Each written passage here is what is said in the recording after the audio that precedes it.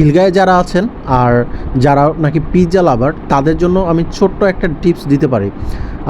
খিলগাঁয়ে আপনি কোন জায়গায় বেস্ট পিৎজা পাবেন সেটার জন্য। তো খিলগাঁয়ে কিন্তু বেশ কয়েকটা পিৎজার দোকান আছে যারা কিন্তু স্ট্রিট পিৎজা বা লাইভ বেকারি পিৎজা হিসাবে মানে বিক্রি করে। তো এর মধ্যে আপনি ফার্স্ট যেটা করবেন সেটা হলো ভূতের আড্ডা, যেটা ভূতের গলি, ওই গলির মাথায় একটা দোকান আছে, একটা আপু বিজনেস করে। তো বাটার দোকানের সামনেই ওই দোকানটা, ওইখান থেকে আপনি নিতে পারেন এক। আর সেকেন্ড অপশন যদি করেন তাহলে হলো কেএফসি সোজা আসতে থাকবেন, এখানে কিন্তু ওই যে কফি লাইম আছে ওটার অপোজিটে যেই পিৎজার দোকানটা, এইখানের পিৎজা মানে আমি এখন যেটার ভিডিও দেখাচ্ছি এই পিৎজাটা নিতে পারেন। আমার কাছে বেস্ট পিৎজা খিলগাঁয়ের মধ্যে লেগেছে ফার্স্টে ওইটা, আর সেকেন্ডলি এই পিৎজাটা। তারা কিন্তু খুব সুন্দর করে এবং যত্ন সহকারে তাদের পিৎজাগুলো তৈরি করে আমি দেখেছি। আর তাদের পিৎজাটা বেশ মজা হয়, আর আপনি যেভাবে চাবেন তারা কিন্তু আপনাকে ওইভাবেই পিৎজাগুলো তৈরি করে দিবে।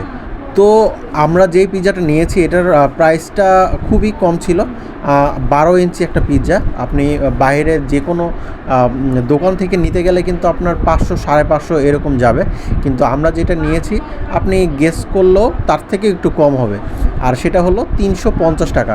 12 ইঞ্চি পিৎজা, চিকেন প্লাস হলো ফুল চিজ একটা পিৎজা। আর আমরা যেটা নিয়েছি নাগা, আর সাথে নিয়েছিলাম পাশেই মজমা নামে একটা দোকান ছিল, ওই দোকান থেকে এই পাস্তাটা নিয়েছিলাম। যাই হোক, আমার কাছে পিৎজাটা যেটা দিয়েছে আজকে বেশ ভালো ছিল, আর আমরা এটা 3 জনে খেয়েছি।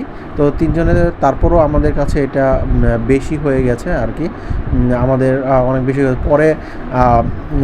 এদিকে কিন্তু অনেক ছোট ছোট বাচ্চারা আসে বা অনেক মুরব্বি আঙ্কেলরা কিন্তু আসে অনেক সময়, তাদের আমরা পরে দিয়ে দিয়েছি অর্ধেকটা, কারণ আমরা পুরোটা খেতে পারিনি।